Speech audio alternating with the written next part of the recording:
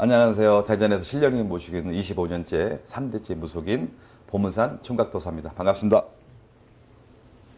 요즘 시기가 안 좋은데 네네. 사업을 준비하시는 분들이 많아요. 네네, 그렇죠. 얘기 좀 해주신다면. 제가 올 경자년에 들어서 제가 엊그저께 유튜브를 보니까 제자분들님도 있는 얘기를 많이 하더라고요. 제가 본 관점에는 57세 용띠 그분 같은 경우는 매매운이나 사업운이나 다 있습니다. 하고 이제 54살 양띠 같은 경우도 여름 지나서 9, 10월 달부터 대운이 들어와요. 그럼 그런 분들한테 만약에 저한테 점을 보러 온다면은 무조건 달러비도 들어서 사업을 하든 뭘 하라고 하죠. 근데 말씀대로 운이 없어 내려막길이야. 그럼 그런 분은 유혹에 빠지지 마시고 한 테이프 쉬었다 가야 되겠죠. 그래서 그런 거를 특히 요새 뭐 회사를 그만두고 나도 돈 벌래 막 그런 분들이 많아요. 근데 사주에 그게 있어요. 장사를 하는 사주가 있고 장사가 안 되는 사주가 있어요. 근데 그런 분들이 만약에 장사 운이 없는 사주인데 장사를 했다. 쪽박 찹니다. 거지대 나와요. 그때 또 무당들한테 와서 나 무슨 장사했는데 안 돼요. 그 터하고 나랑 맞는데요. 그런 분들이 많아요. 특히 또 요새 콜로라 때문에 지금 뭐 장사를 계속 이어가야 되나 안 해야 되나 내가 딴 직업을 해야 되나 이런 분들이 많은 걸로 알고 있어요.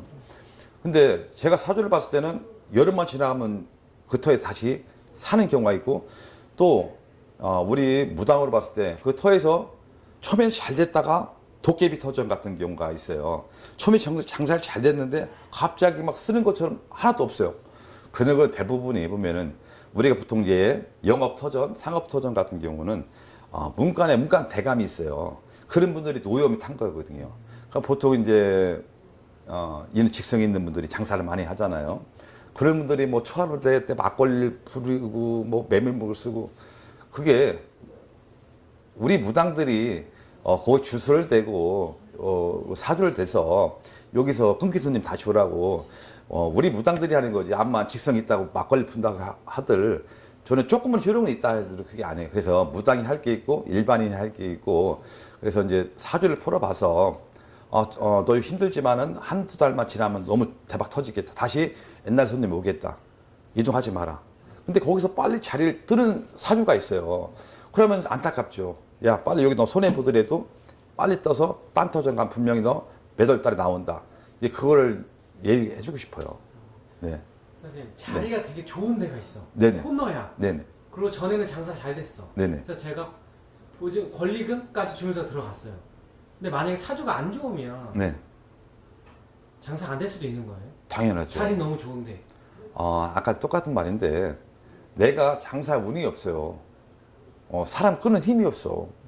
그럼 어떡합니까? 그런 사람 저한테 오라고 하죠. 당연히 너 장사 대박나게 해줄게. 안타깝게 뭐냐면은요 몸은 잘 만들어요. 완성이 안 돼요. 머리가 있어야 되는데. 그럼 우리 무당들이 한 일체를 만들어주는 게 무당 역할이에요. 그러면 딱 저 사람 보면은 윗대 조상에서 많이 빌었는데 이 부모 때부터 공줄이 없는 분들이 있어요. 그러면 조상에서 또 괘씸하다 할 경우가 있어요. 그럼 그런 분들은 살짝만 산에 데리고 가서 재수부문 열어주면은 서울한테 부시라고 하면은 조상은 다 도와줍니다. 저놈이 나를 빨리 언제 찾을까 이게 걱정이거든요. 그럼 그 문만 살짝 열어주면은 인날 수 있고 지금 선생님 말대로 좋은 터전인데 권리금을 주고 권리금 5천 1억을 줬는데 나도 대박 터지겠지. 근데 갑자기 빗자루 쓰는 것처럼 싹 나가요. 그럼 그 터하고 합의가 안 맞은 거예요. 그럴 때는 이렇게 무속인 선생님을 만나서 내가 쉽게 말하면 지금 돈을 주고 권리금을 주고 이 터를 장만했는데 왜 안 됩니까? 선생님 와서 뭐가 문제인가 좀 봐주십시오. 이게 최고 코스입니다. 그러고 특히 사주가 장사할 수 있냐 아니냐 빨리 이 터하고 나는 안 맞으니까 빨리 이사 가야 되냐 안 해야 되냐 이 터전 아까 말씀대로 터는 좋은데 나랑 안 맞는 거냐 이걸 빨리 하는 게 최고 코스입니다.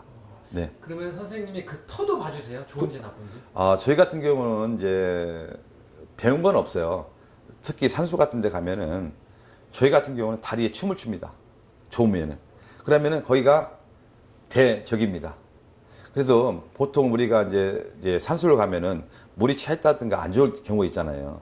그럼 막 딱 잡아봅니다. 이렇게 얘기해 주라고. 그 자손한테 얘기해 주라고 다리를 꽉 잡는 경우가 있어요. 그럼 분명히 거기 산수에서는 물이 찼다든가 너무 안 좋습니다. 그럼 그런 건 다시 하는 게 좋겠죠. 선생님, 네. 동업 생각하시는 분 많아요. 네네. 아, 동업이라는 것은 이 사람은 너무 운이 좋아. 이 사람 너무 운이 없어. 근데 이 사람끼리 하면 어떻겠습니까? 정말로 내가 돈이 없어 동업을 해야 된다. 그러면 저 같은 경우 그렇습니다. 운 없는 사람은 만약 식당으로 생각할게요.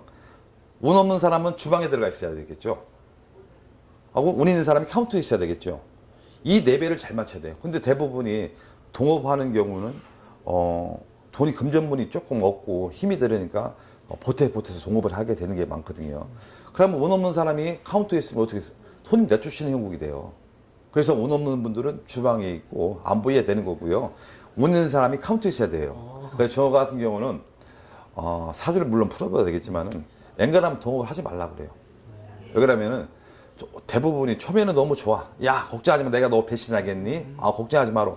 대부분 그렇게 동업을 하는데 나중에는 시발년, 조팔년, 씨발년 찾게 돼요. 그래서 정말 웬간하면 동업은 안 하는 게 좋습니다. 그리고 여러분들도 알다시피 저는 항상 그렇습니다. 우리 무속인들이 중간 메시지 역할을 하는 게 우리 무속인들인데 지금 뭐 어떤 분들은 너무 심하게 뭐 안 하면 죽어 이런 분들이 많아요. 그래서 꼭 1년에 한두 번은 점을 보고 때로는 우리 무속인 말에 경청 좀 해갖고 그렇게 나가면 너무 좋을 것 같습니다. 네.